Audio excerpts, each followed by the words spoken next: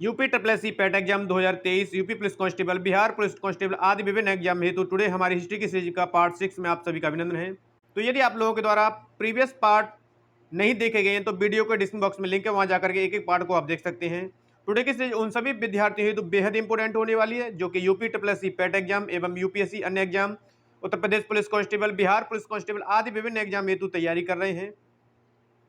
तो यदि आप हमारे चैनल पर पहली बार विजिट कर रहे हैं तो चैनल को सब्सक्राइब करते हुए पास में जो बेल आइकन है उसको प्रेस करेंगे ताकि समय से लेटेस्ट वीडियो का नोटिफिकेशन आपको मिलता रहेगा। मित्रों, चलिए टुडे की सीरीज को हम आरंभ करते हैं। बिहार शिक्षक भर्ती 2023 है तो टुडे हिस्ट्री की पार्ट 6 है। इससे पहले हम प्रीवियस में 5 पार्ट लगा चुके हैं। यदि आप लोगों के द्वारा नहीं देखे गए हैं तो वीडियो के डिस्क्रिप्शन बॉक्स में लिंक है, वहां जाकर के आप एक एक पार्ट को देख सकते हैं। तो टुडे की सीरीज उन सभी विद्यार्थियों हेतु बेहद इंपॉर्टेंट होने वाली है जो बिहार शिक्षक भर्ती 2023 हेतु एवं बीपीएससी विभिन्न एग्जाम हेतु तैयारी कर रहे हैं। तो यदि आप हमारे चैनल पर पहली बार विजिट कर रहे हैं तो चैनल को सब्सक्राइब करते हुए पास में जो बेल आइकन उसको प्रेस करेंगे ताकि समय से लेटेस्ट वीडियो का नोटिफिकेशन आपको मिलता रहेगा। चलिए मित्रों, टुडे की सीरीज को हम आरंभ। तो टुडे की सीरीज का हमारा क्वेश्चन है, कौटिल्य के अर्थशास्त्र में किस पहलू पर प्रकाश डाला गया है। एग्जाम की दृष्टि से आपका एक एक प्रश्न बेहद इंपोर्टेंट है और एग्जाम में बनने वाला है, इसलिए आप कंप्लीट वीडियो को देखें, कंप्लीट प्रश्नों को लगाएं और स्वयं से भी लगाने की कोशिश करें कि सही आंसर कितने हैं और गलत कितने जा रहे हैं। तो कौटिल्य के अर्थशास्त्र में किस पहलू पर प्रकाश डाला गया है, तो यहां से आपका राइट आंसर जाएगा ऑप्शन बी। राजनीति नीतियों से संबंध रखता है कौटिल्य का अर्थशास्त्र। यहां से पूछा जा सकता है कि कौटिल्य को कहा जाता है, तो कौटिल्य को भारत का मैकियावेली कहा जाता है। कई बार प्रश्न बना है, मैकियावेली पूछा जा सकता है कि कौटिल्य को कहा जाता है, तो भारत का मैकियावेली कौटिल्य को कहा जाता है। नंद वंश के पश्चात मगध पर किस राजवंश ने शासन किया था, तो यहां से इसका राइट आंसर है चंद्रगुप्त मौर्य के द्वारा। पूछा जा सकता है कि सबसे प्राचीन वंश है, वंश सबसे प्राचीन वंश है, इसके संस्थापक हैं तो नंद वंश के संस्थापक महापद्मानंद थे।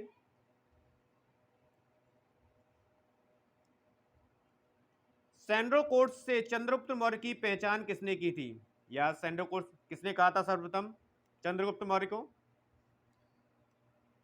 तो इनकी पहचान सैंड्रोकोर्ट्स के रूप में सर विलियम जोन्स के द्वारा की गई थी, यानी कि आंसर यहां से एक करेक्ट हो जाएगा। कौटिल्य की पुस्तक अर्थशास्त्र किस विषय पर आधारित है, और यह संबंध रखती है शासन कला के सिद्धांत और अभ्यास से। चंद्रगुप्त मौर्य ने सेल्यूकस को बख्शिश के रूप में क्या दिया था, तो चंद्रगुप्त मौर्य द्वारा सेल्यूकस को बख्शिश के रूप में 500 युद्धक हाथी दिए गए थे, यानी कि आंसर यहां से एक करेक्ट हो जाएगा। मेगस्थनीज दूत था, प्रश्न और ऑप्शन दोनों को ध्यान से समझना है और ऑप्शन की उपलब्धता को भी देखना है। तो मेगस्थनीज जो दूत था वो सेल्यूकस का था, सेल्यूकस निकेटर का। किसके शासनकाल में आया था, यदि पूछा जाएगा कि मैग्निस शासनकाल में आया था तो यह चंद्रगुप्त मौर्य के शासनकाल में आया था, याद रखेंगे आप, चंद्रगुप्त मौर्य। वह स्रोत जिसमें पाटलिपुत्र के प्रशासन का वर्णन उपलब्ध है, तो यहां से इसका राइट आंसर है ऑप्शन सी, इंडिका। पूछा जा सकता है कि इंडिका के लेखक हैं, रचनाकार हैं, तो मेगस्थनीज के द्वारा लिखी गई है पुस्तक इंडिका, जिसमें पाटलिपुत्र के प्रशासन का वर्णन है, तो यहां से आंसर सी करेक्ट जाएगा आपका। मौर्य समाज का 7 वर्गों में विभाजन का विशेष रूप से उल्लेख किया गया है,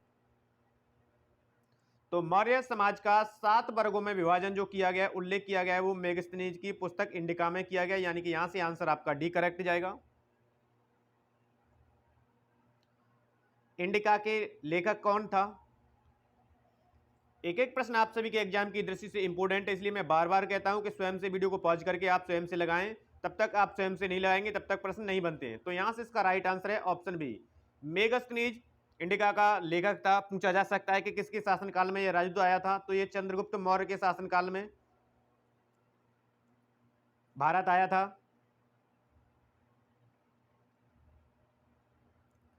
अशोक के धम्म का मूल संदेश क्या था?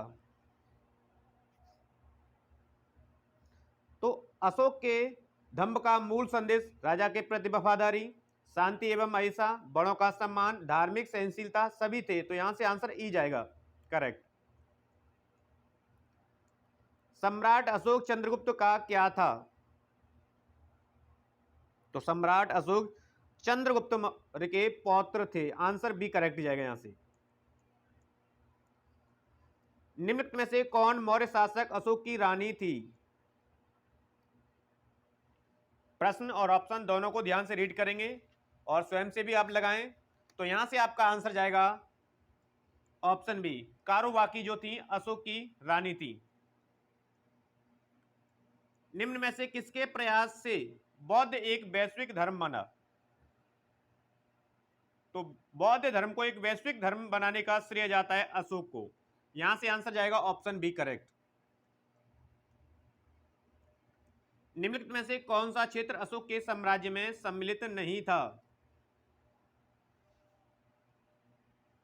तो अशोक के क्षेत्र में जो साम्राज्य सम्मिलित नहीं था वो था श्रीलंका। आंसर यहां से सी करेक्ट जाएगा। अशोक के शासनकाल में बौद्ध सभा किस नगर में आयोजित की गई थी? अशोक के शासनकाल में बौद्ध सभा का आयोजन पाटलिपुत्र में किया गया था। यहां से आंसर ऑप्शन बी जाएगा करेक्ट।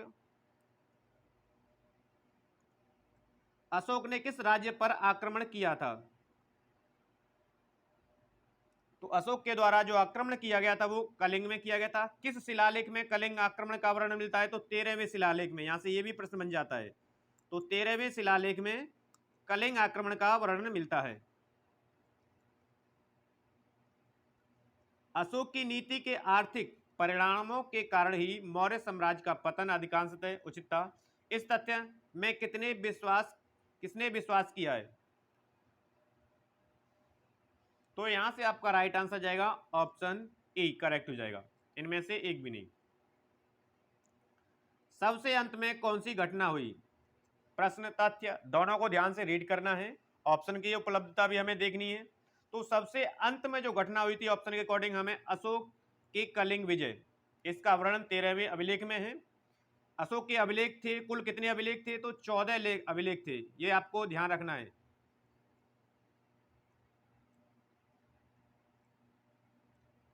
अंतिम मौर्य सम्राट था। तो यहां से इसका आंसर जाएगा ऑप्शन डी। अंतिम मौर्य सम्राट बृहद्रथ था और बृहद्रथ की हत्या के पश्चात शुंग वंश की स्थापना की गई थी पुष्यमित्र शुंग के द्वारा। अर्थशास्त्र के अनुसार सीता भूमि का अभिप्राय है। कौटिल्य की रचना है अर्थशास्त्र। इसके अकॉर्डिंग सीता भूमि को कहा जाता है उस भूमि को जो जनजातियों द्वारा जोती जाती है। यानी आंसर यहां से सी करेक्ट जाएगा। मौर्य वंश के पश्चात किस वंश का राज स्थापित हुआ? तो यहां से इसका राइट आंसर जाएगा ऑप्शन डी। मौर्य के अंतिम सम्राट बृहद्रथ की हत्या के पश्चात उनके सेनापति पुष्यमित्र शुंग ने शुंग वंश की स्थापना की। गौतमी पुत्र सातकर्णी का संबंध किस राजवंश से था? तो गौतमी पुत्र सातकर्णी जो सातवाहन वंश का था। आंसर यहां से बी करेक्ट जाएगा। शुंग वंश के बाद किस वंश ने भारत पर राज्य किया? तो शुंग वंश के बाद जो राज्य किया था वो कर्ण वंश के द्वारा किया गया। आंसर यहां से सी करेक्ट जाएगा। कलिंग नरेश खारवेल का संबंध था। तो यहां से इसका राइट आंसर जाएगा ऑप्शन ई करेक्ट हो जाएगा। पूछा जा सकता है कि कलिंग नरेश खारवाल का किस अभिलेख से संबंध है? तो हाथी गुम्फा अभिलेख से इसका संबंध है। उसने राजा खारवेल का नाम जोड़ा है। तो यहां से आंसर जाएगा हाथी गुम्फा अभिलेख के साथ। कलिंग नरेश खारवेल की हाथी गुम्फा प्रसिद्धि किस भाषा में अंकित है या किस भाषा में लिखी गई थी? तो हाथी गुम्फा अभिलेख की जो भाषा थी वो प्राकृतिक भाषा थी। यानी आंसर यहां से प्राकृत जाएगा। Option A correct. शक संवत वर्ष में प्रारंभ हुआ था। तो शक संवत जो आरंभ हुआ था वो 78 ईस्वी में हुआ था। किसके शासनकाल में हुआ था? तो कनिष्क के शासनकाल में, जो एक कुषाण शासक था। निम्नलिखित में से किनको शक संवत की स्थापना का श्रेय दिया जाता है?